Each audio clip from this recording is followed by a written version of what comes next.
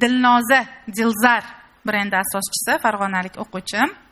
Bu o'quvchimni ham natijalari juda ham xursand qiladi bizani. Ko'rib turganinglardek A nuqta va B nuqtalar yozma ravishda va kursimiz davomiyligida va hozirgi kungacha yaratgan shaxsiy liboslar kolleksiyasi. Assalomu alaykum. Xush kelibsizlar hammalaring. Hayajon juda kuchliroq.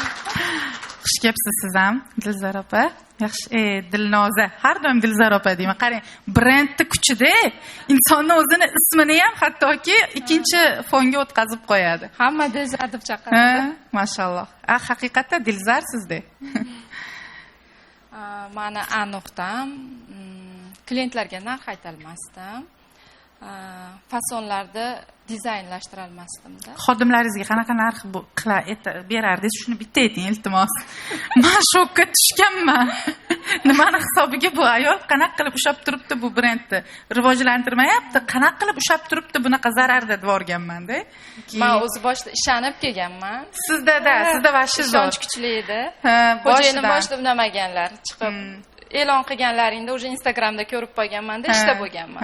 Yugurib ishxonalariga chiqib shunaqa ekan, desam, yo'q, qimmat ekan.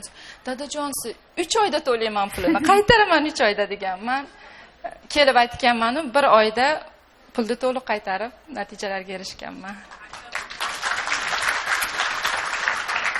Va sizda yana bitta jihati, bizga kelguningizgacha sizda 80% Dubay, Turkiyadan olib kelingan tayyor liboslarni prokati bo'lgan.